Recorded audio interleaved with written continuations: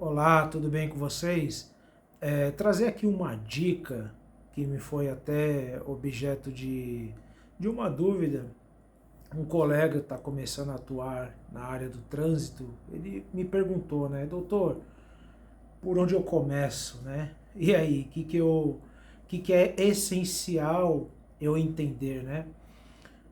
Para mim, e aqui eu vou passar para vocês essa dica, eu acho essencial o estudo de pelo menos duas resoluções.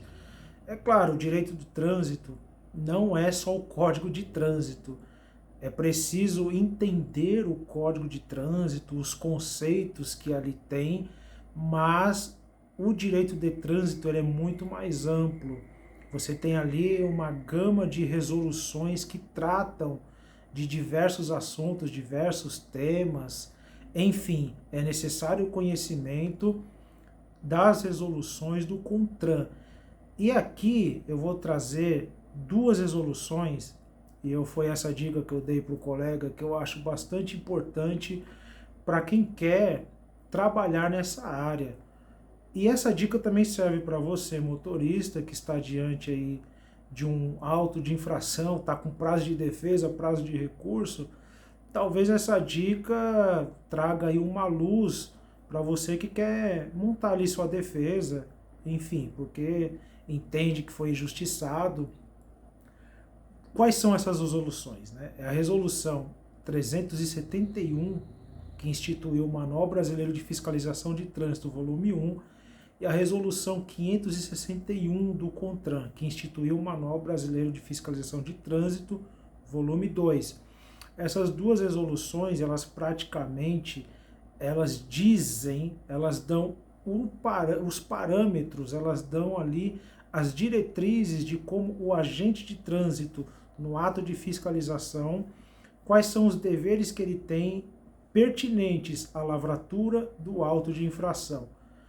E é tão importante a leitura e o entendimento dessas duas resoluções, porque muitas vezes o condutor, ele de fato, ele praticou a multa, cometeu a infração, mas por erro do ato ali do agente de trânsito, por erro na lavratura do auto de infração, por erro no preenchimento do auto de infração, essa multa ela pode ser arquivada, né? Ela deve, mas se você está ali com a multa, né, o auto de infração em mãos, com prazo de defesa, você deve requerer esse arquivamento.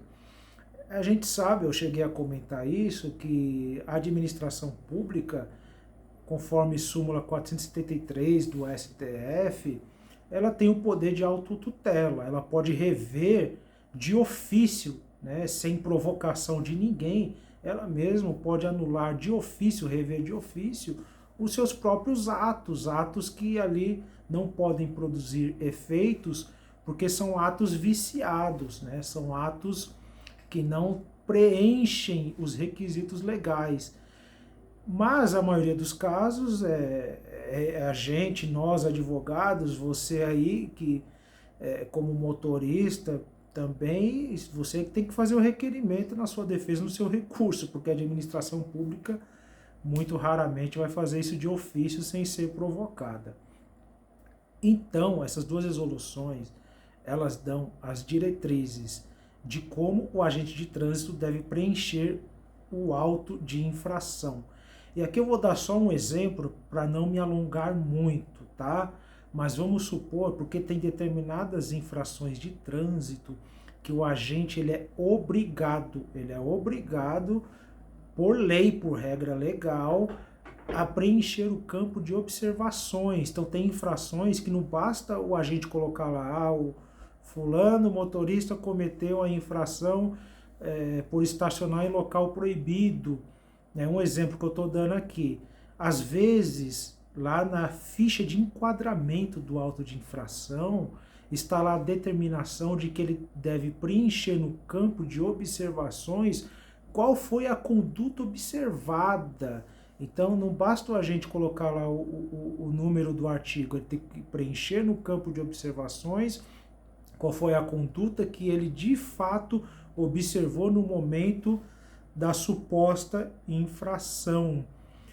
Eu digo isso porque eu lembro até com muito carinho que o primeiro caso que eu peguei, o primeiro processo judicial, há muitos anos atrás, que eu entrei com relação a essa área, né, a do trânsito, a tese que eu encontrei ali, a tese vencedora que eu encontrei, foi no Manual Brasileiro de Fiscalização de Trânsito.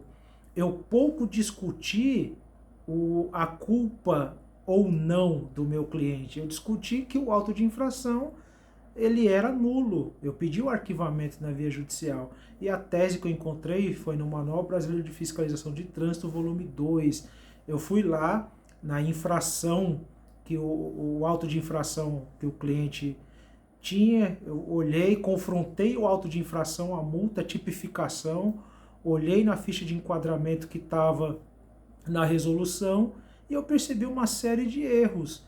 E eu fui preenchendo ali na inicial, elencando os erros, informando o juiz e pedi o arquivamento e para nossa e ali para nossa felicidade, essa multa ela foi anulada na via judicial. Na verdade, eu me lembro que o próprio agente autuador, né, foi uma multa do Detran.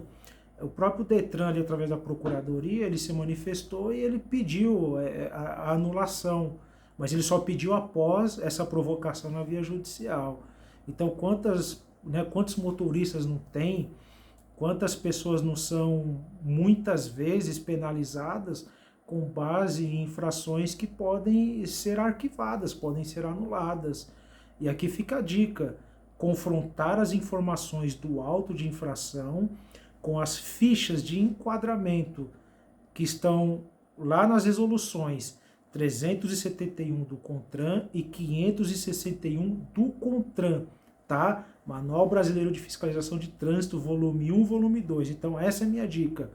Você está começando nessa área, quer montar defesas, recursos, combater as multas que tem aí aos milhares e milhões todos os dias, e quantas dessas multas elas não são ilegais, quantas dessas multas elas não ensejam, né, não são passíveis, na verdade, de arquivamento por conta de não observarem o que determinam essas duas resoluções. Então essa é a minha dica.